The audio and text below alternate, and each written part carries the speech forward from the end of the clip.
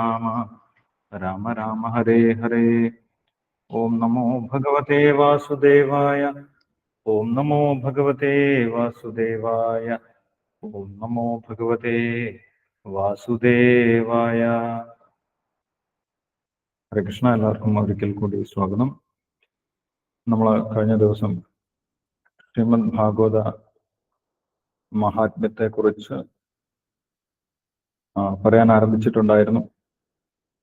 കഴിഞ്ഞ ദിവസം നമ്മൾ പ്രധാനമായിട്ടും ചർച്ച ചെയ്തത് പത്മപുരാണത്തിൽ ശ്രീമദ് ഭാഗവതത്തിനെ കുറിച്ച്, ശ്രീമദ് ഭാഗവതത്തിന്റെ മഹാത്മ്യത്തിനെ കുറിച്ച് പറയുന്ന ഭാഗമാണ്. കഴിഞ്ഞ ദിവസം ചോദിച്ചിട്ടുണ്ടായിരുന്നു, പത്മപുരാണത്തിൽ ഏത് ഭാഗത്താണ് ഈ ഒരു മഹാത്മ്യം വരുന്നത്. ഞാൻ നോക്കിയ സമയത്ത് അതിൽ പത്മപുരാണത്തിൽ ഉത്തരകാണ്ഡത്തിലാണ്. ഉത്തരകാണ്ഡത്തിൽ 193 മുതൽ 198 വരെയുള്ള അധ്യായങ്ങളാണ് ഈ 6 അധ്യായങ്ങൾ. ശ്രീമദ് ഭാഗവത മഹാത്മ്യം പറയുന്ന 6 അധ്യായങ്ങൾ പത്മപുരാണത്തിലെ ഉത്തരകാണ്ഡത്തിൽ 193 മുതൽ 198 വരെയുള്ള അധ്യായങ്ങൾ. അതാണ് ശ്രീമദ് ഭാഗവത മഹാത്മ്യം പറയുന്ന 6 അധ്യായങ്ങളായിട്ട് കൊടുത്തിട്ടുള്ളത്. ഇപ്പൊ നമ്മൾ കഴിഞ്ഞ ദിവസം കണ്ടത് കലിയുഗത്തിൽ നാരദ മഹർഷി കലിയുഗത്തിലെ ജനങ്ങളുടെ അവസ്ഥയെക്കുറിച്ച് അറിയുന്നതിന് വേണ്ടി ഭൂമിയിൽ ചുറ്റി സഞ്ചരിച്ചിട്ടുണ്ടായിരുന്നു. ഭാരതത്തിലെ വ്യത്യസ്തമായിട്ടുള്ള തീർത്ഥസ്ഥലങ്ങളിലൂടെയൊക്കെ സഞ്ചരിച്ചിട്ടുണ്ടായിരുന്നു. പക്ഷെ അദ്ദേഹത്തിന് ഒരിക്കലും ഒരു വിധത്തിലും മനസ്സിന് സന്തോഷം നൽകാത്ത കാഴ്ചകളാണ് കാണേണ്ടി വന്നത് ശ്രീമദ് നാരദ മഹർഷിക്ക്. അപ്പോൾ ആ കാഴ്ച കണ്ട അവസാനം എത്തിയത് വൃന്ദാവനത്തിലായിരുന്നു. വൃന്ദാവനത്തിൽ ഭക്തിദേവിയെ കണ്ടു. ഭക്തിദേവിയും വളരെ പരിതാപകരമായിട്ടുള്ള അവസ്ഥയിലായിരുന്നു. ഭക്തിയുടെ 2 മക്കളായിട്ടുള്ള ജ്ഞാനവും വൈരാഗ്യവും ആരോഗ്യമെല്ലാം ക്ഷയിച്ച് കലിയുഗത്തിന്റെ പീഡനങ്ങൾ അനുഭവിച്ച് തളർന്നു കിടക്കുന്ന അവസ്ഥയിലായിരുന്നു. നാരദ മഹർഷിയോട് ഭക്തിദേവി അപേക്ഷിച്ചു, എൻ്റെ കുട്ടികളെ എങ്ങനെയെങ്കിലും ഉണർത്തണം, ജ്ഞാനത്തെയും വൈരാഗ്യത്തെയും ഉണർത്തണം. ഉണർത്തിയാൽ മാത്രമേ എനിക്കും ലോകം മുഴുവൻ ചുറ്റി സഞ്ചരിച്ച് ജനങ്ങൾക്ക് ഉപകാരം ചെയ്യാൻ സാധിക്കുകയുള്ളൂ. എല്ലാവരുടെയും വീടുകളിലേക്ക് എനിക്ക് പ്രവേശിക്കാൻ സാധിക്കുകയുള്ളൂ. എല്ലാവരുടെയും ഹൃദയത്തിലേക്ക് എനിക്ക് പ്രവേശിക്കാൻ സാധിക്കുകയുള്ളൂ. കാരണം കലിയുഗത്തിൽ ജനങ്ങൾക്ക് ഉയരാനുള്ള ഒരേ ഒരു മാർഗം ഭക്തിയാണ്. ആ ഭക്തിയും ഇങ്ങനെ എങ്ങോട്ടും പോകാൻ സാധിക്കാത്ത അവസ്ഥയിൽ കടന്നു കഴിഞ്ഞാൽ വലിയ ബുദ്ധിമുട്ടാണ്. അതിന് നാരദ മഹർഷി സഹായിക്കണം എന്ന് പറഞ്ഞ സമയത്ത് നാരദ മഹർഷി ഞാൻ സഹായിക്കാം എന്ന് ഏറ്റുകൊണ്ട് ആ ജ്ഞാനവൈരാഗ്യങ്ങളെ, ഭക്തിയുടെ പുത്രന്മാരായിട്ടുള്ള ജ്ഞാനവൈരാഗ്യങ്ങളെ ഉണർത്താൻ ശ്രമിച്ചു. അവരെ ആദ്യം വിളിച്ചുണർത്താൻ ശ്രമിച്ചു. പിന്നീട് ജ്ഞാനവൈരാഗ്യങ്ങളെ ഉണർത്തുന്നതിനുള്ള വേദമന്ത്രങ്ങളൊക്കെ ജപിച്ചു നോക്കി, വേദമന്ത്രങ്ങളൊക്കെ ചൊല്ലി. എന്നിട്ടും ജ്ഞാനവൈരാഗ്യങ്ങൾക്ക് യാതൊരു അനക്കവുമില്ല. അവർക്ക് കണ്ണു തുറക്കാൻ പോലും സാധിക്കുന്നില്ല. അവസാനത്തെ ഒരു ഉപായം എന്നുള്ള നിലയിൽ ശ്രീമദ് ഭഗവത്ഗീത ശ്ലോകങ്ങളൊക്കെ ചൊല്ലി. പക്ഷെ ശ്രീമദ് ഭഗവത്ഗീത ശ്ലോകങ്ങൾ ചൊല്ലിയിട്ടും പൂർണ്ണമായിട്ടും ഒരു ഉണർവിലെത്താൻ ജ്ഞാനത്തിനും വൈരാഗ്യത്തിനും സാധിച്ചില്ല. ആ സമയത്ത് നാരദ മഹർഷി ഭഗവാനെ പ്രാർത്ഥിച്ചു. ഭഗവാനെ പ്രാർത്ഥിച്ചു നിൽക്കുന്ന സമയത്താണ് ഒരു വ്യോമവാണി, ആകാശത്തിൽ നിന്നും ഒരു ശബ്ദം കേൾക്കാൻ സാധിച്ചത്. നിന്റെ ഉദ്യമങ്ങളെല്ലാം വിജയിക്കും, പക്ഷേ നീ ഇവർക്ക് വേണ്ടി ഒരു സത്കർമ്മം ചെയ്യണം. ആ സത്കർമ്മം എന്താണെന്ന് ഭഗവാന്റെ ശുദ്ധഭക്തന്മാർ നിനക്ക് പറഞ്ഞു തരും എന്നുള്ളതായിരുന്നു വ്യോമവാണി. അത് കേട്ട സമയത്ത് നാരദ മഹർഷി വീണ്ടും പല പ്രദേശങ്ങളിൽ, പല തീർത്ഥാടന സ്ഥലങ്ങളിൽ, ഭക്തന്മാരെല്ലാവരും ഒന്നിച്ചു കൂടുന്ന സ്ഥലങ്ങളിലെല്ലാം സഞ്ചരിച്ചു. കാണുന്ന ഭക്തന്മാരോടും മഹർഷിമാരോടും ഒക്കെ ചോദിച്ചു, എന്ത് സത്കർമ്മമാണ് ഞാൻ ജ്ഞാനത്തിനെയും വൈരാഗ്യത്തിനെയും ഉണർത്തുന്നതിനായിട്ട് ചെയ്യേണ്ടത് എന്ന് ചോദിച്ച സമയത്ത് അവരും സാധാരണഗതിയിൽ വേദങ്ങൾ ഉപദേശിക്കാനും വേദത്തിലെ ശ്ലോകങ്ങൾ ചെല്ലാനും ഭഗവത്ഗീത ഉപദേശിക്കാനും ഒക്കെ പറഞ്ഞു കൊടുത്തു. പക്ഷെ അതിൽ ഒന്നും പൂർണ്ണമായിട്ടും ഫലം കണ്ടില്ല എന്നുള്ള കാര്യം നാരദ മഹർഷി അവരോട് പറഞ്ഞു. അതിലുപരിയായിട്ട് ഞങ്ങൾക്കൊരു മാർഗവും അറിയില്ല എന്നവരും കൈമലർത്തി. അവസാനം നാരദ മഹർഷി ബദരികാശ്രമത്തിന് സമീപം ബദരീക വനത്തിൽ ആ പുണ്യക്ഷേത്രത്തിൽ ചെന്ന് ഭഗവാനെ പ്രാർത്ഥിച്ചു. പ്രാർത്ഥിച്ച സമയത്താണ് ബ്രഹ്മാവിന്റെ പുത്രന്മാരായിട്ടുള്ള ഭഗവാന്റെ ശുദ്ധഭക്തന്മാരായി തീർന്ന നൈഷ്ഠിക ബ്രഹ്മചാരികളായിട്ടുള്ള സനകാദി മഹർഷിമാരെ കാണുന്നത്. സനകാദി മഹർഷിമാർ നാരദ മഹർഷിയുടെ മുന്നിൽ പ്രത്യക്ഷരായി. അപ്പോൾ സനകാദി മഹർഷിമാരാണ് പറഞ്ഞു കൊടുത്തത്, കലിയുഗത്തിൽ മറ്റ് മാർഗങ്ങളൊന്നും സാധ്യമല്ല. ജ്ഞാനത്തിനെയും വൈരാഗ്യത്തിനെയും ഉണർത്തുന്നതിനും ഭക്തിയെ പോഷിപ്പിക്കുന്നതിനും മറ്റു മാർഗങ്ങളൊന്നും കലിയുഗത്തിൽ സാധ്യമല്ല. ശ്രീമദ് ഭാഗവതം പ്രഭാഷണം ചെയ്യുകയാണ് വേണ്ടത്. ശ്രീമദ് ഭാഗവത പാരായണം ചെയ്താൽ മതി. അവരുടെ മുന്നിൽ ചെന്ന് ശ്രീമദ് ഭാഗവത പാരായണം ചെയ്താൽ മാത്രം മതി. അവർക്ക് ഉണർച്ചയുണ്ടാകും, അവർക്ക് ആരോഗ്യം ലഭിക്കും, പൂർവ്വസ്ഥിതിയിലേക്ക് അവർക്ക് എത്തിച്ചേരാൻ സാധിക്കും എന്ന് പറഞ്ഞു കൊടുത്തു. അതുവരെയാണ് നമ്മൾ കഴിഞ്ഞ ദിവസം കണ്ടത്. സത്കർമ്മ സൂചകോ നൂനം ജ്ഞാനയജ്ഞ സ്മൃതോ ബുധൈ ശ്രീമദ് ഭാഗവതാലാപ സതുകീത ശുഖാദിവി. ശുഖദേവ് ബ്രഹ്മർഷി ആലപിച്ചിട്ടുള്ള, ശുഖദേവ് ബ്രഹ്മർഷി പരീക്ഷിത് മഹാരാജാവിന് ഉപദേശിച്ച ശ്രീമദ് ഭാഗവതം പാരായണം ചെയ്താൽ മാത്രം മതി. മറ്റ് അതിനുപരിയായിട്ടുള്ള ഒരു സത്കർമ്മവും ഇല്ല എന്ന് സനകാദി മഹർഷിമാർ നാരദ മഹർഷിക്ക് പറഞ്ഞു കൊടുത്തു. ഇത് കേട്ട സമയത്ത് നാരദ മഹർഷിക്ക് സന്തോഷമായി. പക്ഷെ അതിന്റെ കൂടെ ചില സംശയങ്ങളും ഉണ്ടായി. എന്താണ് സംശയം? ഞാൻ വേദാന്തങ്ങളിലെ മന്ത്രങ്ങളൊക്കെ ജപിച്ചിട്ടുണ്ടായിരുന്നു, അവരെ ഉണർത്തുന്നതിന് വേണ്ടി. ഭഗവത്ഗീതയിലെ ശ്ലോകങ്ങളും ചൊല്ലിയിട്ടുണ്ടായിരുന്നു. അതിലൊന്നും ഉണരാത്ത, അതിലൊന്നും ശക്തി തിരികെ ലഭിക്കാത്ത ആ കുമാരന്മാർക്ക്, ആ ജ്ഞാനവൈരാഗ്യങ്ങൾക്ക് എങ്ങനെയാണ് ശ്രീമദ് ഭാഗവതം ശ്രവിക്കുന്ന സമയത്ത് ഉണർച്ചയുണ്ടാകുന്നത്? അതിന്റെ കാരണം എന്താണ് എന്ന് നാരദ മഹർഷി അന്വേഷിച്ചു. അതിന് മറുപടിയായിട്ടാണ് സനകാദി മഹർഷിമാർ പറഞ്ഞു കൊടുക്കുന്നത്, ശ്രീമദ് ഭാഗവതം സർവവേദങ്ങളുടെയും സാരമാണ്. ഒരു വൃക്ഷത്തിന്റെ രുചി നമ്മൾക്കറിയണമെങ്കിൽ ആ വൃക്ഷത്തിൽ ഫലമുണ്ടാകണം. വൃക്ഷത്തിന്റെ ഫലത്തിൽ നിന്നാണ് ഒരു വൃക്ഷത്തിന്റെ രുചി നമ്മൾ മനസ്സിലാക്കുന്നത്, അല്ലെ? ഒരു മാവ് വൃക്ഷമാണെങ്കിൽ, മാവ് മരമാണെങ്കിൽ ആ മാവിന്റെ രുചി എന്താണ് എന്നറിയണമെങ്കിൽ അതിന്റെ ഫലം ഉണ്ടാകുന്നത് വരെ നമ്മൾ കാത്തിരിക്കണം. മാങ്ങ പുളിയുള്ളതാണോ മധുരമുള്ളതാണോ എന്നൊക്കെ അറിയണമെങ്കിൽ മാവിന്റെ മറ്റു ഭാഗങ്ങളൊന്നും കഴിച്ചു നോക്കിയാൽ നമ്മൾക്കത് മനസ്സിലാവുകയില്ല. മാവിന്റെ ഇല കഴിച്ചതുകൊണ്ടോ അല്ലെങ്കിൽ അതിന്റെ തൊലി കഴിച്ചതുകൊണ്ടോ നമ്മൾക്ക് മാങ്ങയുടെ അതിന്റെ യഥാർത്ഥ രുചി എന്താണെന്ന് മനസ്സിലാക്കാൻ സാധിക്കില്ല. അതിൽ കായ ഉണ്ടാകണം, ആ കായ പഴുത്ത് ഫലമാകണം. ആ മാങ്ങ കഴിക്കുന്ന സമയത്ത് മാത്രമേ നമ്മൾക്ക് ആ മാവിന്റെ സ്വഭാവം എന്താണ് എന്ന് മനസ്സിലാക്കാൻ സാധിക്കുകയുള്ളൂ. അതേപോലെ വേദത്തിന്റെ രുചി നമ്മൾക്ക് അറിയണമെങ്കിൽ നമ്മൾ ശ്രീമദ് ഭാഗവതം വായിക്കണം എന്ന് പറഞ്ഞു കൊടുത്തു. അപ്പോൾ ഒരു വൃക്ഷത്തിന്റെ രുചി, വൃക്ഷത്തിന്റെ സ്വഭാവം നമ്മൾക്ക് മനസ്സിലാകണമെങ്കിൽ അതിന്റെ ഫലം കഴിക്കണം എന്നുള്ളത് പോലെ വേദങ്ങളുടെ യഥാർത്ഥ ഉദ്ദേശം, വേദങ്ങളുടെ രുചി എന്താണ് എന്നറിയണമെങ്കിൽ നമ്മൾ ശ്രീമദ് ഭാഗവതം വായിക്കണം എന്ന് പറഞ്ഞു കൊടുത്തു. അതിന് മറ്റൊരു ഉദാഹരണം കൂടി കുമാരന്മാർ പറഞ്ഞു കൊടുത്തു. നമ്മൾ പാല് കുടിക്കുന്ന സമയത്ത് പാലിൽ നിറച്ചും വെണ്ണയുണ്ട്.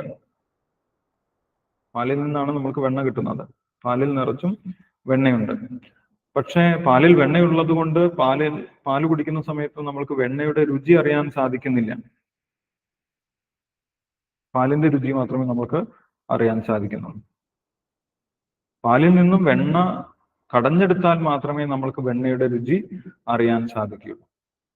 അതേപോലെ വേദങ്ങളുടെ മുഴുവൻ സാരം ശുഖദേവ് ബ്രഹ്മർഷി എടുത്തിട്ടുള്ളതാണ് പറഞ്ഞു കൊടുത്തത്. അതുകൊണ്ട് ശ്രീമദ് ഭാഗവതം പ്രത്യേകം രുചികരമാണ്.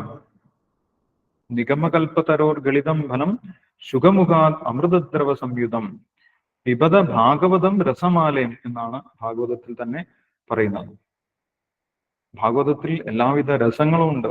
ഭഗവാനുമായി ബന്ധപ്പെട്ട എല്ലാവിധ രസങ്ങളും നമ്മൾക്ക് അനുഭവിച്ചറിയാൻ സാധിക്കുന്നത് ശ്രീമദ് ഭാഗവതത്തിൽ നിന്നാണ് എന്ന് പറഞ്ഞു കൊടുത്തു.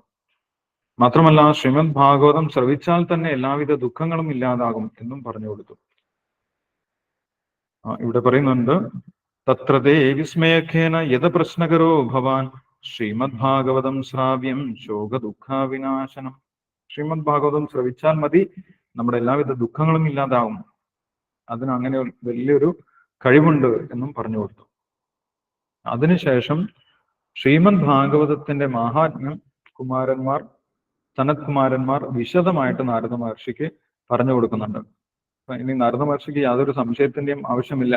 ശ്രീമദ് ഭാഗവതം എത്രത്തോളം മഹത്വമുള്ള ഒരു ഗ്രന്ഥമാണ്, അത് ഭഗവാൻ തന്നെയാണ് എന്ന് നേരത്തെ പറഞ്ഞിട്ടുണ്ടായിരുന്നു. അതിന്റെ മഹാത്മ്യം എത്രയാണ്, അതിന്റെ ഒരു ഏകദേശ ധാരണ ലഭിക്കുന്നതിന് വേണ്ടി കുമാരന്മാർ ശ്രീമദ് ഭാഗവതത്തിന്റെ മഹാത്മ്യം വിശദമായിട്ട് 3-ാമത്തെ അധ്യായത്തിൽ പറയുന്നുണ്ട്.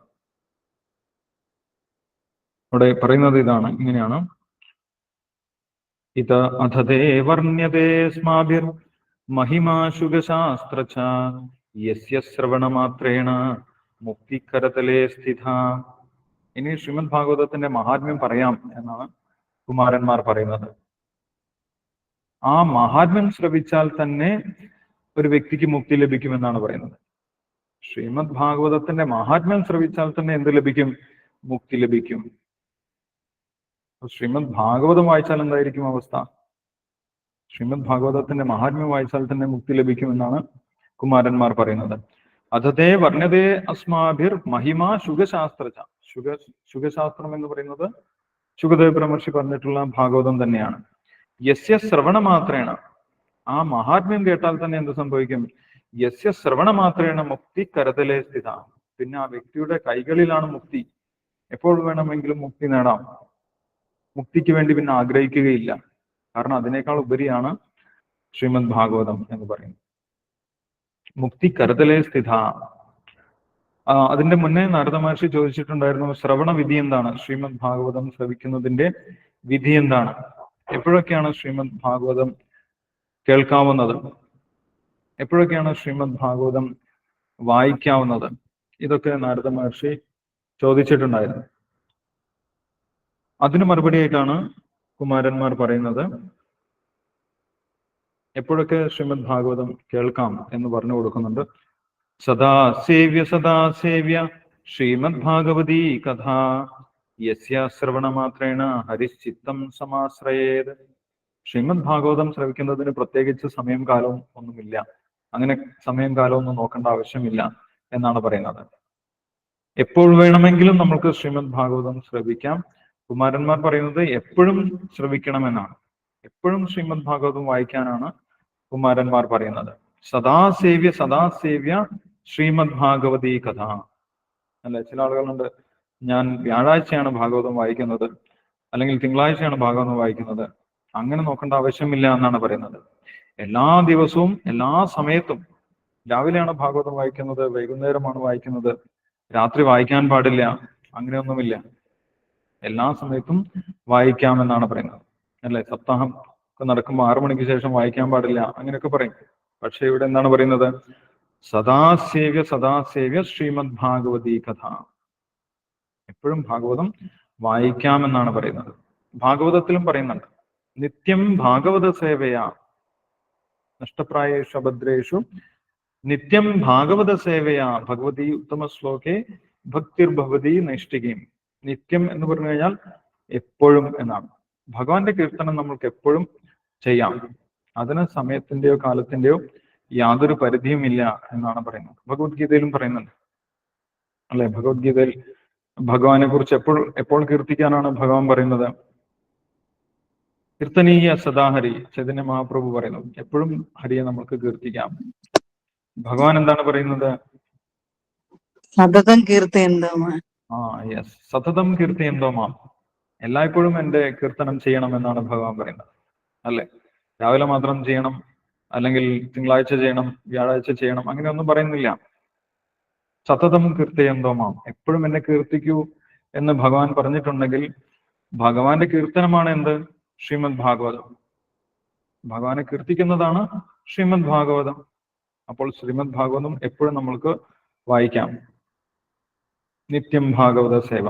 ഇവിടെ പറയുന്നു സദാസേവ്യ സദാസേവ്യ, എപ്പോഴും വായിക്കൂ. ശ്രീമദ് ഭാഗവതം എപ്പോഴും വായിച്ചോളാനാണ് പറയുന്നത്. പിന്നീട് ശ്രീമദ് ഭാഗവതത്തിന്റെ ആ ഗ്രന്ഥത്തിനെ കുറിച്ചുള്ള ഒരു ഇൻഫർമേഷൻ പറഞ്ഞു കൊടുക്കുന്നുണ്ട്. അപ്പൊ ചില ആളുകളൊക്കെ പറയുന്നത് ശ്രീമദ് ഭാഗവതം എന്ന് പറയുന്നത് ഒരു പുതിയ ഗ്രന്ഥമാണ്, ശ്രീമദ് ഭാഗവതം വ്യാസദേവൻ രചിച്ചതല്ല എന്നൊക്കെ ചില ആളുകൾ ഇന്നത്തെ കാലത്ത് പറയുന്നുണ്ട്. പക്ഷെ അത് ശരിയല്ല എന്ന് നമ്മൾക്ക് ഇവിടെ കൃത്യമായിട്ട് മനസ്സിലാക്കാൻ സാധിക്കും. കാരണം ശ്രീല വ്യാസദേവൻ തന്നെ രചിച്ച പത്മപുരാണത്തിൽ ശ്രീമദ് ഭാഗവതത്തിനെ കുറിച്ച് വളരെ വ്യക്തമായിട്ട് പറയുന്നു. അതിൽ 6 അധ്യായം ശ്രീമദ് ഭാഗവതത്തിന്റെ മഹാത്മ്യം തന്നെ പറയുന്നു. അപ്പൊ അതാര് രചിച്ചതാണ്? ശ്രീല വ്യാസദേവൻ തന്നെ രചിച്ചതാണ് അല്ലെ? ശ്രീല വ്യാസദേവനാണ് പത്മപുരാണം രചിച്ചത്. അതിൽ തന്നെയാണ് ശ്രീമദ് ഭാഗവതത്തിനെ കുറിച്ച് പറയുന്നത്.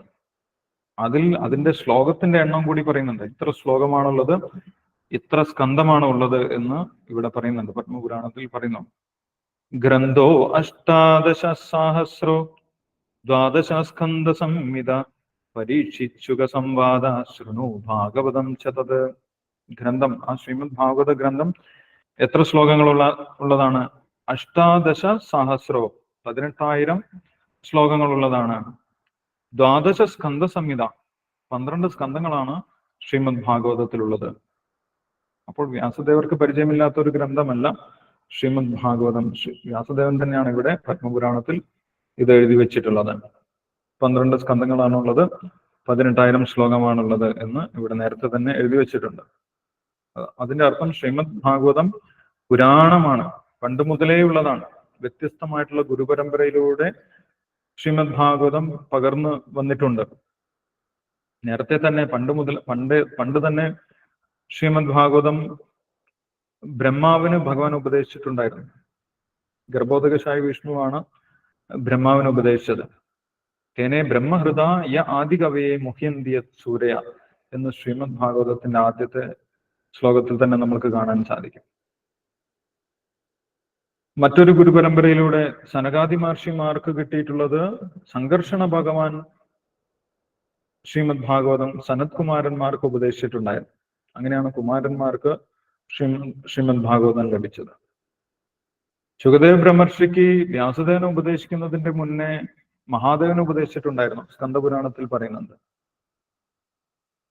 മഹാദേവൻ ശുകദേവ് ബ്രഹ്മർഷിക്ക് ശ്രീമദ് ഭാഗവതം ഉപദേശിച്ചിട്ടുണ്ട്. അപ്പോൾ വ്യത്യസ്ത പരമ്പരയിലൂടെ ശ്രീമദ് ഭാഗവതം പുരാതന കാലം മുതൽക്കേ അങ്ങനെ പകർന്നു വരുന്ന ഒരു പുരാതന ശാസ്ത്രമാണ്. ശ്രീമദ് ഭാഗവതം പുരാണമമലം എന്നാണ് പറയുന്നത്. പുരാണമാണ്, ഇത് ഇപ്പോഴുണ്ടായ ഒരു ശാസ്ത്രമല്ല. പക്ഷെ വ്യാസദേവൻ അവസാനം രചിച്ചിട്ടുള്ളത് ശ്രീമദ് ഭാഗവതമാണ്, എഴുതി വെച്ചിട്ടുള്ളത് അല്ലെ? ശ്രീമദ് ഭാഗവതത്തിൽ പറയുന്നുണ്ട്, മറ്റു പുരാണങ്ങളെല്ലാം രചിച്ചിട്ടും വേദങ്ങളെല്ലാം വ്യസിച്ചിട്ടും മഹാഭാരതം രചിച്ചിട്ടും ശ്രീല വ്യാസദേവന് പൂർണ്ണമായിട്ടും സംതൃപ്തി അനുഭവിക്കാൻ സാധിച്ചില്ല. ആ സമയത്താണ് നാരദ മഹർഷി ഉപദേശിക്കുന്നത്, അങ്ങ് ഭഗവാന്റെ നേരിട്ടുള്ള ലീലകൾ വർണ്ണിക്കണം, ശ്രീമദ് ഭാഗവതം രചിക്കണം, അപ്പോൾ മാത്രമേ പൂർണ്ണ സംതൃപ്തി ലഭിക്കുകയുള്ളൂ എന്ന് നാരദ മഹർഷി നേരത്തെ തന്നെ ഉപദേശിച്ചിട്ടുണ്ട് വ്യാസദേവന്. ആ കാര്യവും ഇവിടെ സനകാദി മഹർഷിമാർ നാരദ മഹർഷിയോട് ചോദിക്കുന്നുണ്ട്. അങ്ങ് തന്നെയല്ലേ എല്ലാ ദുഃഖത്തിനും പരിഹാരമായി ശ്രീമദ് ഭാഗവതം രചിക്കണമെന്ന് വ്യാസദേവന് പറഞ്ഞു കൊടുത്തത്? ആ കാര്യം അങ്ങ് മറന്നുപോയോ എന്നുള്ള കാര്യം ഇവിടെ സനകാദി മഹർഷിമാർ ചോദിക്കുന്നുണ്ട്. തുടർന്ന് അവര് ശ്രീമദ് ഭാഗവതം പാരായണം ചെയ്യുന്നതിന്റെ പ്രാധാന്യം പറയുന്നുണ്ട്.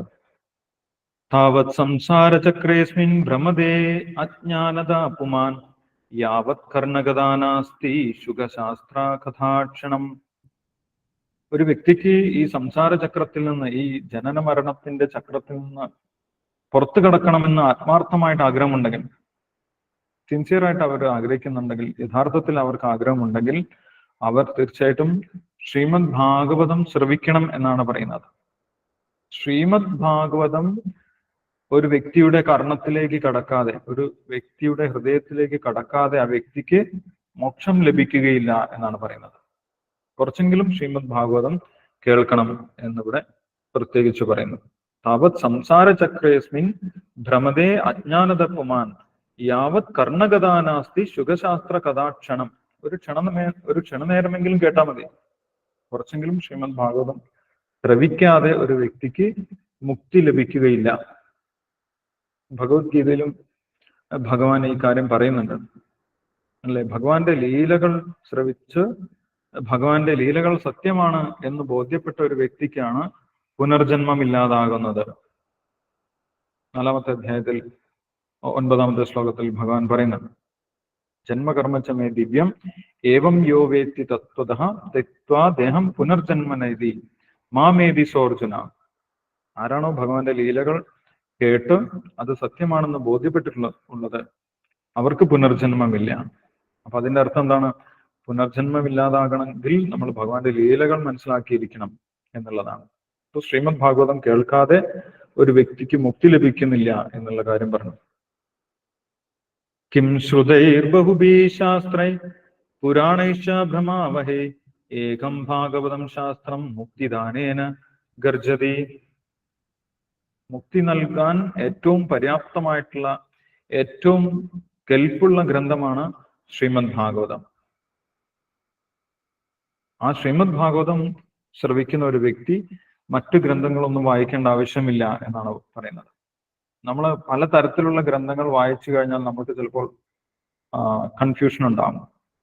അങ്ങനെ മനസ്സിനെ ഭ്രമിപ്പിക്കേണ്ട ആവശ്യമില്ല. പുരാണയിച്ച ഭ്രമാവഹേ, നമ്മുടെ മനസ്സിനെ ഭ്രമിപ്പിക്കേണ്ട ആവശ്യമില്ല. എന്ത് ചെയ്താൽ മതി? ശ്രീമദ് ഭാഗവതം മാത്രം കോൺസെൻട്രേറ്റ് ചെയ്താൽ മതി.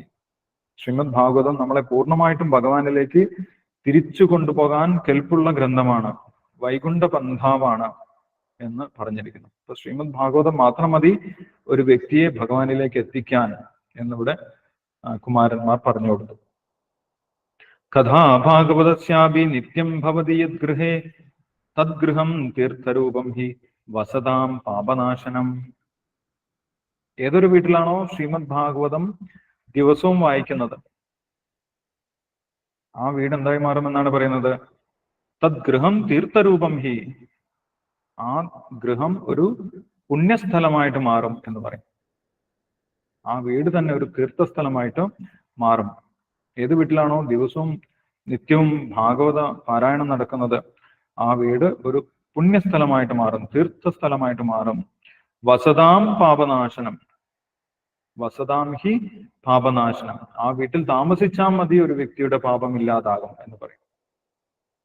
അപ്പോൾ ശ്രീമദ് ഭാഗവതത്തിന്റെ മാഹാത്മ്യം നമ്മൾ വിചാരിക്കുന്നതിനേക്കാൾ എത്രയോ ഉപരിയാണ്. ഒരു വീട്ടിൽ ദിവസവും ഭാഗവതം വായിക്കുന്നുണ്ടെങ്കിൽ ആ വീട് തന്നെ തീർത്ഥസ്ഥലമായിട്ട് മാറും. അവിടെ ആരെങ്കിലും വന്ന് താമസിക്കുന്നുണ്ടെങ്കിൽ അവരുടെ പാപം ഇല്ലാതാക്കാൻ അവരോട് ഭാഗവതം വായിക്കാൻ പറയുന്നില്ല. ഭാഗവതം വായിക്കുന്ന വീട്ടിൽ താമസിച്ചാൽ ആ വ്യക്തിയുടെ പാപം ഇല്ലാതാകും എന്ന് പറയും. അപ്പൊ നമ്മൾ വിചാരിക്കുന്നതിനേക്കാൾ എത്രയോ ഉപരിയാണ് ശ്രീമദ് ഭാഗവതത്തിന്റെ ശക്തി എന്നാണ് പറയുന്നത്. അശ്വമേധ സഹസ്രാണി വാചപേയ ശതാനി ച ശുഖശാസ്ത്രകഥായ ച കലാം നാർഹന്തി ഷോഡശീം. ഒരു വ്യക്തി 1000 അശ്വമേധങ്ങൾ ചെയ്തു. അശ്വമേധ സഹസ്രാണി. ഒരു അശ്വമേധം ചെയ്യുക എന്ന് പറഞ്ഞാൽ തന്നെ സാധാരണഗതിയിൽ വലിയ ബുദ്ധിമുട്ടാണ് അല്ലെ. യുധിഷ്ഠിര മഹാരാജാവ് തന്നെ വലിയ പ്രയാസപ്പെട്ടിട്ടാണ് ഒരു അശ്വമേധയാഗം നടത്തിയത്. അങ്ങനെയുള്ള 1000 അശ്വമേധയാഗം ഒരു വ്യക്തി ചെയ്തു എന്ന് വിചാരിക്കാം. പൃഥു മഹാരാജാവിന് പോലും 99 അശ്വമേധ യാഗം ചെയ്യാൻ മാത്രമേ സാധിച്ചുള്ളൂ. 99 അദ്ദേഹം നിർത്തി. അപ്പോൾ 1000 അശ്വമേധം യാഗം ചെയ്തു ഒരു വ്യക്തി എന്ന് വിചാരിക്കുക. അശ്വമേധ സഹസ്രാണി വാജപേയ ശതാനിച്ച, വാജപേയ യജ്ഞം 100 ചെയ്തു. അതിന്റെ ഒക്കെ ഫലം, എല്ലാം ഫലം എടുത്തു വെച്ചു കഴിഞ്ഞാൽ എത്രയാകുന്നുള്ളൂ?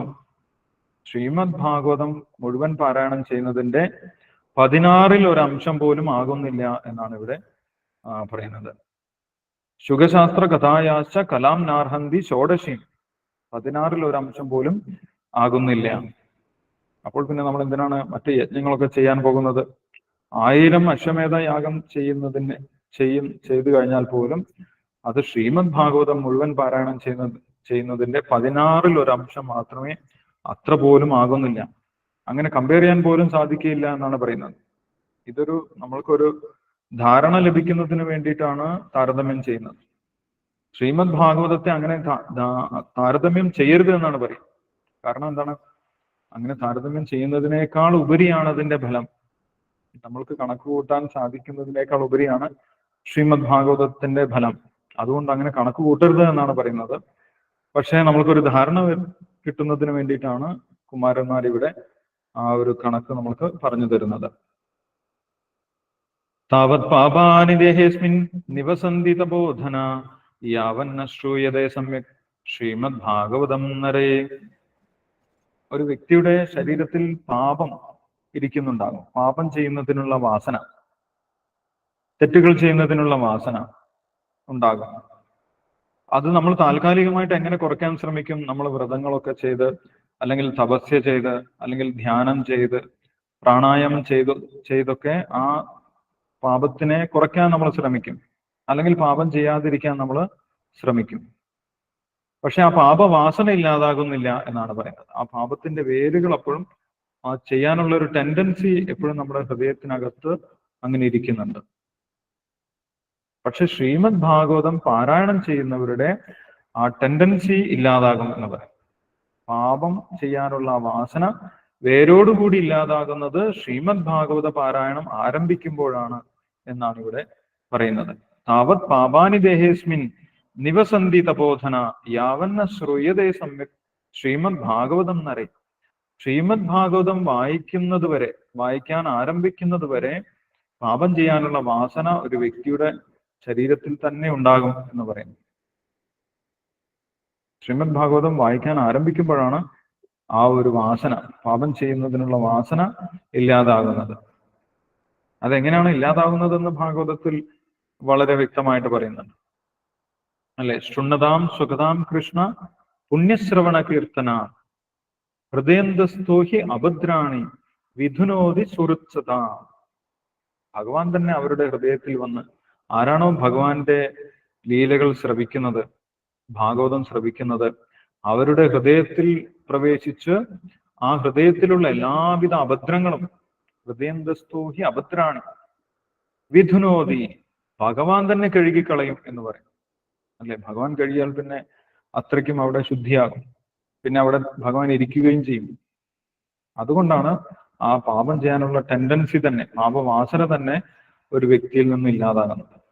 അതുവരെ തപസ്സുകളും വ്രതങ്ങളും ധ്യാനവും ഒക്കെ ചെയ്യുമ്പോഴും പാപം ചെയ്യാനുള്ള വാസന ഇല്ലാതാകുന്നില്ല, പാപകർമ്മം മാത്രമേ ഇല്ലാതാകുന്നുള്ളൂ.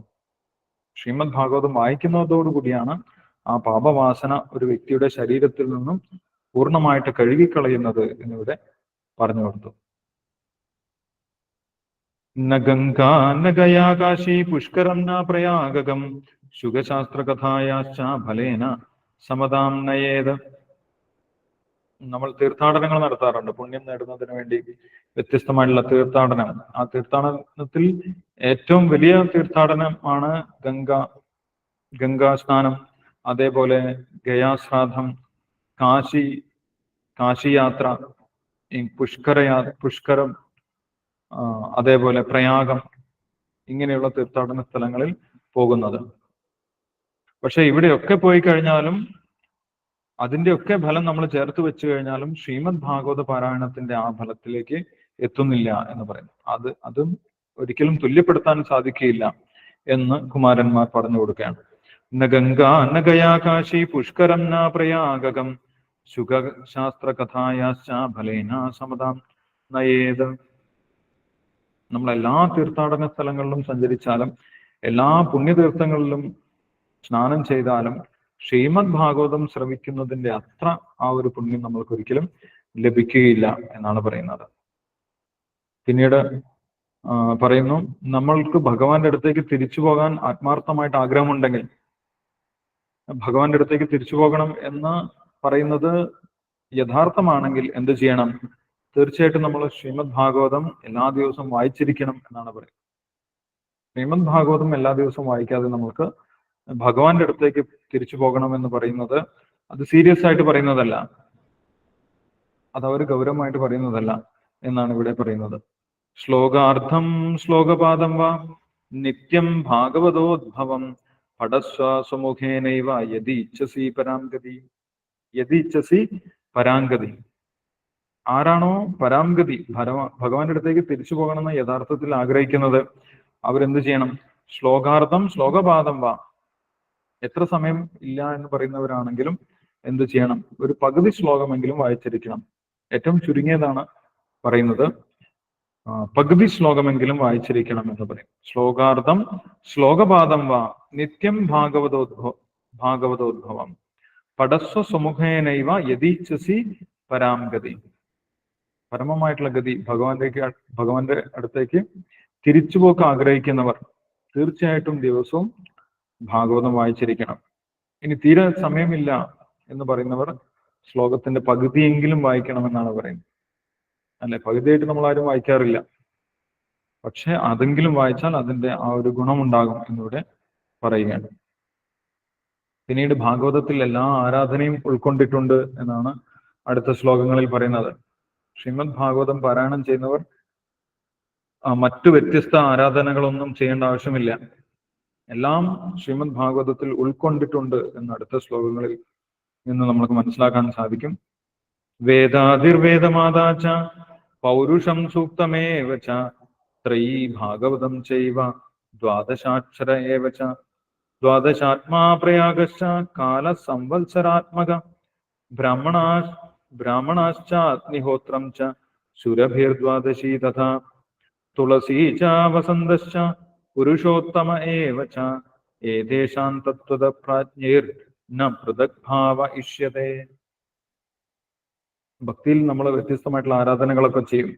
എല്ലാ ആരാധനയുടെയും ഫലം ശ്രീമദ് ഭാഗവതത്തിൽ ഉൾക്കൊള്ളിച്ചിട്ടുണ്ട് എന്നാണ് പറയുന്നത്. അതിൽ പറയുന്നത് എന്താണ്? വേദാദി എന്ന് പറയുന്നത് വേദമന്ത്രങ്ങളുടെയൊക്കെ തുടക്കത്തിൽ, എല്ലാ വേദമന്ത്രങ്ങളുടെയും തുടക്കത്തിൽ എന്തുണ്ടാകും?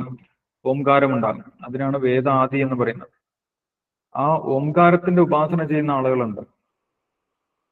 ഇപ്പൊ ശ്രീമദ് ഭാഗവതം വായിക്കുന്ന ആളുകള്, ഭക്തന്മാര് ഓംകാരത്തിനെ പ്രത്യേകിച്ച് ഉപാസിക്കേണ്ട ആവശ്യമില്ല. കാരണം എന്താണ്? ഓംകാരം ശ്രീമദ് ഭാഗവതത്തിൽ ഉൾക്കൊള്ളിച്ചിട്ടുണ്ട്. ശ്രീമദ് ഭാഗവതം തുടങ്ങുന്നത് തന്നെ ഓംകാരത്തോടെയാണ്, അല്ലെ? ഓം നമോ ഭഗവതേ വാസുദേവായ, അങ്ങനെയാണ് ശ്രീമദ് ഭാഗവതം ആരംഭിക്കുന്നത്. അപ്പോൾ ഓംകാരത്തിനെ ആരാധിക്കുന്ന ഫലം ശ്രീമദ് ഭാഗവത്തിനകത്ത് ഉണ്ട് എന്ന് പറയുന്നു. പിന്നെന്താണ്? വേദമാതാച. വേദമാതാവ് എന്ന് പറയുന്നത് ഗായത്രി മന്ത്രമാണ്. ഗായത്രി മന്ത്രവും ശ്രീമദ് ഭാഗവത്തിനകത്ത് ഉൾക്കൊള്ളിച്ചിട്ടുണ്ട് വ്യാസദേവൻ, അല്ലെ? അതുകൊണ്ടാണ് ആദ്യത്തെ ശ്ലോകത്തിൽ തന്നെ സത്യം പരം ധീമഹി എന്ന് നമുക്ക് കാണാൻ സാധിക്കും. ആ സത്യം പരം ധീമഹി എന്നുള്ളത് ഗായത്രി മന്ത്രമാണ്. അപ്പൊ ഗായത്രി മന്ത്രവും ശ്രീമദ് ഭാഗവത്തിനകത്ത് ഉൾക്കൊള്ളിച്ചിട്ടുണ്ട്. കാരണം എന്താണ്? ഭഗവാനിലേക്ക് തിരിച്ചു പോകാൻ ഗായത്രി മന്ത്രമാണ് നമ്മളെ സഹായിക്കുന്നത്. അപ്പോൾ ബ്രാഹ്മണന്മാർക്ക് മാത്രമേ ഗായത്രി മന്ത്രം ചൊല്ലാനുള്ള യോഗ്യതയുള്ളൂ. പക്ഷെ അതില്ലാത്തവർക്കും ശ്രീമദ് ഭാഗവതത്തിലൂടെ ഗായത്രി മന്ത്രം ചേർത്ത് വ്യാസദേവൻ നൽകിയിട്ടുണ്ട്. അതുകൊണ്ട് വേദമാതാവായിട്ടുള്ള ഗായത്രി മന്ത്രവും ശ്രീമദ് ഭാഗവത്തിനകത്തുണ്ട് എന്ന് പറയുന്നു. വേദമാതാച പൗരുഷം സൂക്തമേവച. പുരുഷ സൂക്തവും ഉണ്ട് എന്ന് പറയും. പുരുഷ സൂക്തവും ശ്രീമദ് ഭാഗവതത്തിനകത്തുണ്ട്. വിരാട് പുരുഷനെ സ്തുതിക്കുന്നുണ്ട്, അല്ലെ? ശ്രീമദ് ഭാഗവതത്തിൽ വിരാട് പുരുഷ സ്തുതിയുണ്ട്. അപ്പോൾ ആ പുരുഷ സൂക്തവും ശ്രീമദ് ഭാഗവതത്തിനകത്തുണ്ട്. ത്രയീ എന്ന് പറയുന്നത് 3 വേദങ്ങളും, ഋക് സാമ യജുർവേദങ്ങളെല്ലാം ശ്രീമദ് ഭാഗവതത്തിനകത്തുണ്ട്. ഭാഗവതം ചെയ്വ ദ്വാദശാക്ഷര ഏവച. ദ്വാദശാക്ഷര ധ്യാനവും എവിടെയുണ്ട്? ശ്രീമദ് ഭാഗവതത്തിനകത്തുണ്ട്. ദ്വാദശാക്ഷരം എന്ന് പറയുന്നത് ഓം നമോ ഭഗവതേ വാസുദേവായ. ഓം നമോ ഭഗവതേ വാസുദേവായ എന്നാണ് ധ്രുവ മഹാരാജാവ് ചൊല്ലുന്നത്. അപ്പോൾ ദ്വാദശാക്ഷര മന്ത്രവും മന്ത്രോപാസനയും ശ്രീമദ് ഭാഗവതത്തിനകത്ത് ഉൾക്കൊള്ളിച്ചിട്ടുണ്ട്. ദ്വാദശാത്മാ പ്രയാഗശ്ച. ദ്വാദശാത്മാ എന്ന് പറയുന്നത് ആദിത്യന്മാരെയാണ്. 12 ആദിത്യന്മാർ. 12 ആദിത്യന്മാരെ സ്തുതിക്കുന്നതിന്റെ ഫലവും ശ്രീമദ് ഭാഗവതത്തിലുള്ളിലുണ്ട് എന്ന് പറയും. അതേപോലെ പ്രയാഗശ്ച സംവത്സരാത്മക, പ്രയാഗയിലേക്ക് പോകുന്ന തീർത്ഥാടനത്തിന്റെ ഫലം, അതുപോലെ കാലപുരുഷനായിട്ട് ഭഗവാനെ ആരാധിക്കുന്നതിന്റെ ഫലം, ബ്രാഹ്മണരെ പൂജിക്കുന്നതിന്റെ ഫലം, ബ്രാഹ്മണാച്ച അഗ്നിഹോത്രം ചെയ്യുന്നതിന്റെ ഫലം, സുരഭീർ ദ്വാദശീതത, സുരഭി പശുക്കളെ ഗോസേവ ചെയ്യുന്നതിന്റെ ഫലം, ദ്വാദശ വ്രതം എടുക്കുന്നതിന്റെ ഫലം, തുളസീച വസന്തശ്ച പുരുഷോത്തമ ഏവച, തുളസി പൂജ ചെയ്യുന്നതിന്റെ ഫലം, പുരുഷോത്തമ പൂജ ചെയ്യുന്നതിന്റെ ഫലം എല്ലാം ശ്രീമദ് ഭാഗവതത്തിനകത്ത് ഉൾക്കൊള്ളിച്ചിട്ടുണ്ട് എന്ന് പറയുന്നു. അപ്പൊ ശ്രീമദ് ഭാഗവതം മാത്രം ഉപാസിക്കുന്ന ഒരു വ്യക്തിക്ക് ഈ എല്ലാ ഉപാസനയുടെ ഫലം ലഭിക്കുമെന്നാണ് പറയുന്നത്. ശ്രീമദ് ഭാഗവതം ഒരു ഉപാസനയായിട്ടെടുത്ത് അത് നിരന്തരം വായിക്കുന്ന വ്യക്തിക്ക് ഈ എല്ലാ ഉപാസനയുടെയും ഭക്തി സേവനത്തിന്റെയും ഫലം ഒരൊറ്റയടിക്ക് ലഭിക്കും എന്നിവിടെ പറഞ്ഞിരിക്കുന്നു.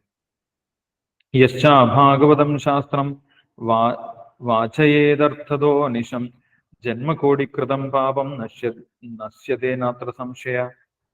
ആരാണോ ശ്രീമദ് ഭാഗവത ശാസ്ത്രം അർത്ഥം മനസ്സിലാക്കി പഠിക്കുന്നത്, ചില ആളുകൾ ശ്രീമദ് ഭാഗവതം വായിച്ചു മാത്രം പോകും, അർത്ഥം മനസ്സിലാക്കാതെ.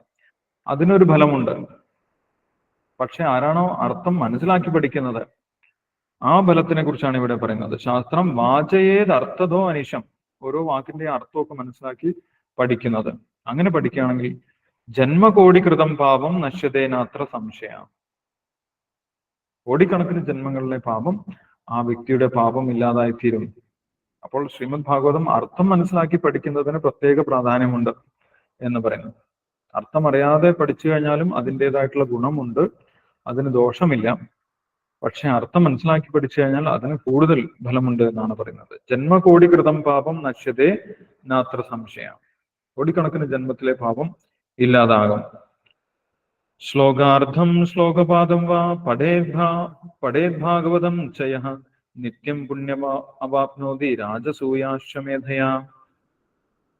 ദിവസവും ശ്രീമദ് ഭാഗവതത്തിലെ പകുതി ശ്ലോകമോ കാൽ ശ്ലോകമോ, ശ്ലോകാർത്ഥം ശ്ലോകപാദം വാ പഠേത് ഭാഗവതം ചയ, നിത്യം ദിവസവും അങ്ങനെ ശ്ലോകത്തിന്റെ ഒരു ഭാഗമെങ്കിലും വായിക്കുന്നവർക്ക് എത്ര പുണ്യമാണ് ലഭിക്കുന്നത്?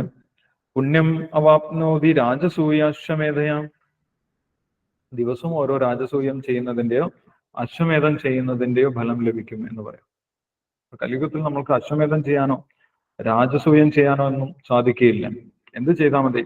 ശ്രീമദ് ഭാഗവത ശ്ലോകം ചൊല്ലിയാൽ മതി, ശ്രീമദ് ഭാഗവതം വായിച്ചാൽ മാത്രം മതി എന്നാണ് പറയുന്നത്.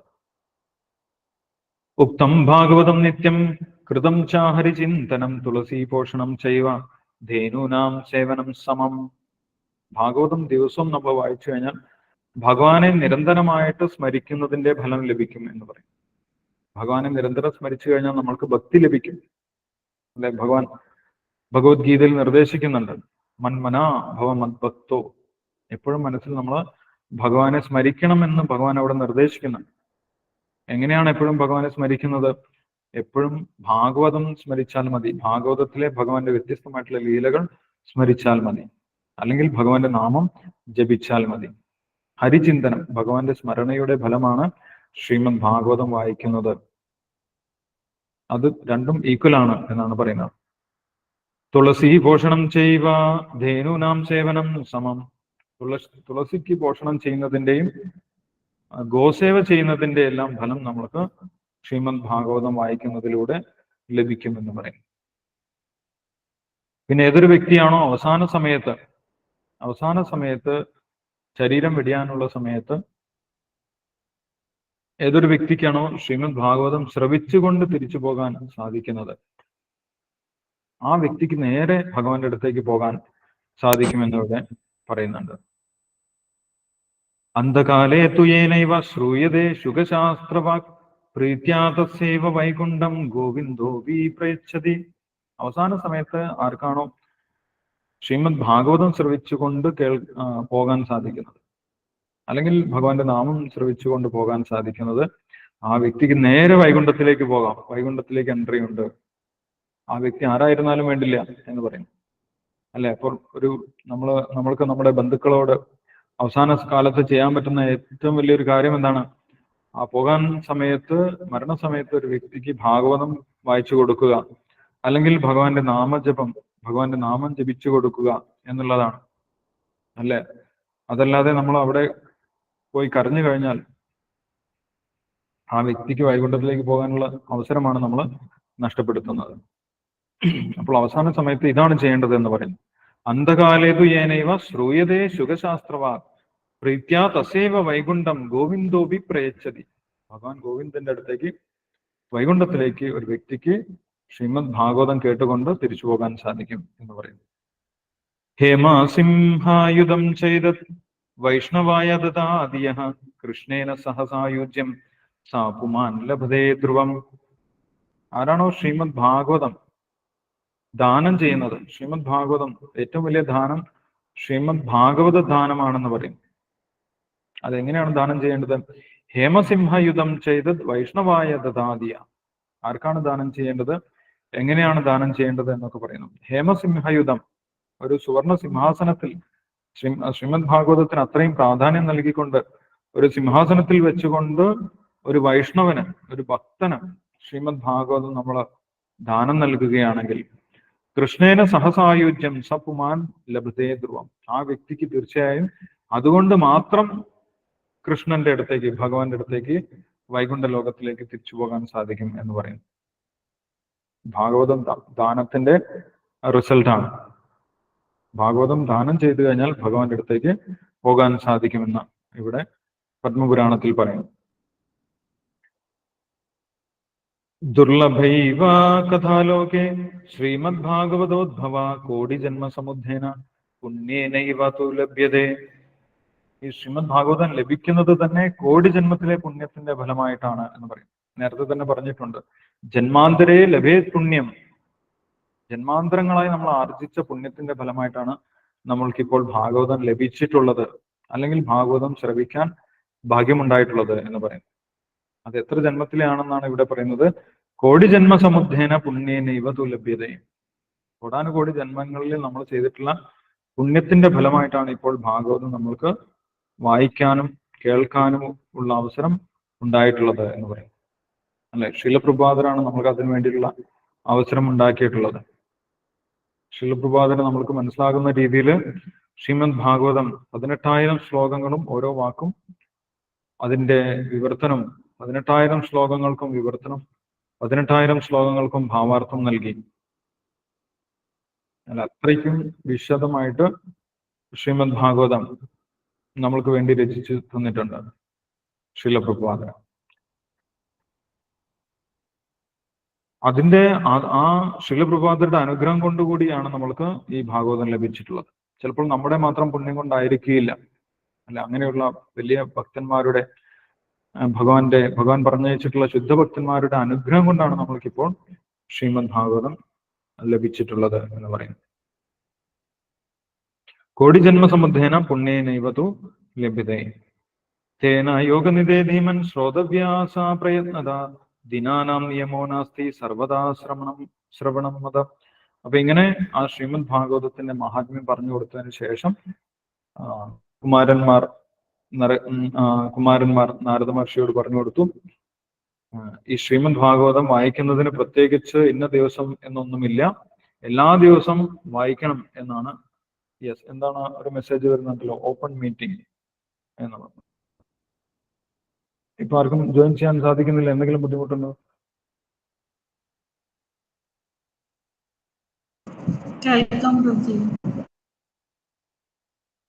യെസ്, കേൾക്കുന്നതല്ല. ആർക്കെങ്കിലും ജോയിൻ ചെയ്യുന്നതിന് പ്രശ്നമുണ്ടോ?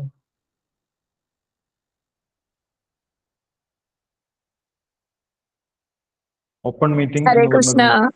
ഒരു പ്രഭുജി ഭാർഗവി ബി നായറിന് ഇപ്പൊ പോയി, ഇത്ര നേരം കിട്ടുന്നുണ്ടായിരുന്നു. ഇല്ല, കുഴപ്പമില്ല. ഓക്കെ. അവസാനം സനകാദി മഹർഷിമാർ പറഞ്ഞു കൊടുക്കുന്നത്, ദിവസവും ഭാഗവതം വായിക്കാം, അതിന് യാതൊരു മടിയും വേണ്ട, അതിന് വേറെ പ്രത്യേകിച്ച് നിയമങ്ങളൊന്നുമില്ല എന്ന് പറഞ്ഞു കൊടുക്കുന്നുണ്ട്. കാരണം നാരദ മഹർഷി ചോദിച്ചിട്ടുണ്ടായിരുന്നു ഈ ശ്രവണ വിദ്യയെക്കുറിച്ച്. എങ്ങനെയാണ് ശ്രീമദ് ഭാഗവതം ശ്രവിക്കേണ്ടത്, അതിന്റെ വിധികൾ എന്തൊക്കെയാണ് എന്ന് ചോദിച്ചതിന് മറുപടിയായിട്ടാണ് സനകാദി മഹർഷിമാർ പറയുന്നത്, ദിനാനാം നിയമോ നാസ്തി സർവദാ ശ്രവണം മത. എന്താണ് നിയമം? എപ്പോഴും ശ്രവിക്കണം എന്നുള്ളതാണ് നിയമം. അല്ലാതെ പ്രത്യേകിച്ച് നിയമമൊന്നുമില്ല. എപ്പോഴും എല്ലാ സമയത്തും ഭാഗവതം ശ്രവിക്കുക, അതുതന്നെയാണ് നിയമം. അല്ലാതെ വേറെ പ്രത്യേകിച്ച് നിയമമൊന്നുമില്ല. ദിനാനാം നിയമോ നാസ്തി. ഇന്ന ദിവസം ശ്രീമദ് ഭാഗവതം വായിക്കരുത് എന്ന് പറഞ്ഞിട്ടുള്ള ഒരു നിയമമില്ല, അല്ലെ? ഏതവസരത്തിലും നമ്മൾക്ക് ശ്രീമദ് ഭാഗവതം വായിക്കാം. ഏതവസരത്തിലും ശ്രീമദ് ഭാഗവതം വായിക്കാം. ഇനി അഥവാ വീട്ടിലൊരു മരണം നടന്നാൽ പോലും നമ്മൾ ശ്രീമദ് ഭാഗവതം വായിക്കുന്നത് മുടക്കേണ്ട ആവശ്യമില്ല. ആ മരണ സമയത്ത് പോലും ശ്രീമദ് ഭാഗവതം വായിച്ചാൽ ആ മരിച്ച അദ്ദേഹത്തിന് പോലും നല്ലതാണ്, ആ ആത്മാവിന് നല്ലതാണ്. അതുകൊണ്ട് ഒരു ബന്ധു നമ്മുടെ കുടുംബത്തിൽ മരിച്ചു എന്ന് പറഞ്ഞിട്ട് നമ്മൾ ശ്രീമദ് ഭാഗവതം വായിക്കാതിരിക്കേണ്ട ആവശ്യമില്ല. ആ മരിക്കുന്ന സമയത്തും മരിച്ചതിന് ശേഷമൊക്കെ ശ്രീമദ് ഭാഗവതം വായിക്കാം. അതിന് യാതൊരു തടസ്സമില്ല എന്നാണ് ഇവിടെ പറയുന്നത്. ദിനാനാം നിയമോ നാസ്തി സർവദാ ശ്രവണം മതം. എപ്പോഴും ശ്രവിക്കണം എന്നുള്ളതാണ് നിയമം. അതാണ് നിയമം. എന്താണ് ശ്രീമദ് ഭാഗവതത്തിന്റെ നിയമം? എപ്പോഴും ശ്രവിക്കുക, അതാണ് നിയമം. വേറെ പ്രത്യേകിച്ച് നിയമമൊന്നുമില്ല എന്ന് പറഞ്ഞു കൊടുത്തു, അല്ലെ? സതതം എന്താണ് ഭാഗവതത്തിൽ പറയുന്നത്? നിത്യം ഭാഗവത സേവയാണ്. എപ്പോഴും ഭാഗവതത്തിനെ സേവിക്കാം. ഭാഗവതം വെയിറ്റ് ചെയ്ത് നിൽക്കുകയാണ് നമ്മളെ, എപ്പോഴാണ് എന്നെ സേവിക്കുന്നത് എന്ന് വിചാരിച്ച്. നമ്മളാണ് ഓരോ നിയമം ഉണ്ടാക്കി ഈ ഭാഗവതം ഇപ്പോൾ വായിക്കാൻ പാടില്ല, മരിച്ചാൽ വായിക്കാൻ പാടില്ല എന്നൊക്കെ പറഞ്ഞിട്ട് നമ്മളാണ് ഭാഗവതത്തിനെ ഒഴിവാക്കുന്നത്. ഭാഗവതം നമ്മളെ ഒരിക്കലും ഒഴിവാക്കുന്നില്ല എന്ന് പറയും. അപ്പോൾ അങ്ങനെ ആ ശ്രീമദ് ഭാഗവതത്തിന്റെ മാഹാത്മ്യം വിശദമായിട്ട് പറഞ്ഞു കൊടുത്തു. ഇനിയും ഉള്ള 3 അധ്യായങ്ങളിലും വിശദമായിട്ട് ശ്രീമദ് ഭാഗവതത്തിന്റെ മഹാത്മ്യം വിശദീകരിക്കുന്നുണ്ട്. മറ്റ് കഥകളൊക്കെ പറയുന്നുണ്ട്. ഗോകർണന്റെയും ദുന്ദുകാരിയുടെയും ചരിത്രമൊക്കെ പറയുന്നുണ്ട് മറ്റ് അധ്യായങ്ങളിൽ. അത് നമ്മൾക്ക് മറ്റൊരു അവസരത്തിൽ ചർച്ച ചെയ്യാം. മാത്രമല്ല അടുത്ത ദിവസം ഹിസ് ഹോളിനെസ് ഭക്തിവിനോദ് സ്വാമി മഹാരാജ് ജോയിൻ ചെയ്യാമെന്ന് പറഞ്ഞിട്ടുണ്ട്. അതിൽ ദിവസത്തിൽ ഒരു മാറ്റം വന്നിട്ടുണ്ട്. ഇപ്പോൾ മഹാരാജ് ഉള്ളത് മലേഷ്യയിലാണ്. അപ്പോൾ മലേഷ്യയിലെ പ്രോഗ്രാമിന്റെ തിരക്കിലാണ്. അതുകൊണ്ട് ആ ദിവസം ഒന്ന് മാറ്റിത്തരണം എന്ന് പറഞ്ഞിട്ടുണ്ടായിരുന്നു. അതുകൊണ്ട് അടുത്ത ദിവസം നമ്മൾക്ക് കിട്ടിയിട്ടുള്ളത് 11-ാം തീയതിയാണ്. 11-ാം തീയതി 7 മണിക്ക് എന്നാണ് മഹാരാജ് പറഞ്ഞിട്ടുള്ളത്. നാളെയല്ല, നമ്മൾ നേരത്തെ അനൗൺസ് ചെയ്തത് നാളെ എന്നുള്ളതായിരുന്നു, സൺഡേ. അപ്പൊ നാളെ മഹാരാജിന് കുറച്ച് ടൈറ്റ് ഷെഡ്യൂളാണ്. അതുകൊണ്ട് കുറച്ചുകൂടി ഒന്ന് ഫ്രീ ആയിട്ട് മഹാരാജ് 11-ാം തീയതി വരാം എന്ന് പറഞ്ഞിട്ടുണ്ട്. 11-ാം തീയതി ബുധനാഴ്ച 7 മണിക്ക്. അപ്പം മഹാരാജിന്റെ അടുത്തുനിന്ന് നമ്മൾക്ക് ഡീറ്റെയിൽ ആയിട്ട് ശ്രീമദ് ഭാഗവതത്തിന്റെ മഹാത്മ്യം കേൾക്കാനുള്ള അവസരം ഉണ്ടാകും. അങ്ങനെ ഉണ്ടാകട്ടെ എന്ന് നമ്മൾ പ്രാർത്ഥിക്കുകയാണ്. ഹരേ കൃഷ്ണ. ഇന്നത്തെ സെഷനെ ഇവിടെ നമുക്ക് സ്റ്റോപ്പ് ചെയ്യാം. ഇപ്പോൾ പറഞ്ഞതിൽ എന്തെങ്കിലും സംശയങ്ങളുണ്ടെങ്കിൽ നമുക്ക് ഇപ്പോൾ ഡിസ്കസ് ചെയ്യാം. ഹരേ കൃഷ്ണ. ഹരേ കൃഷ്ണ പ്രഭുജി. ഭാഗവതത്തിലൊരു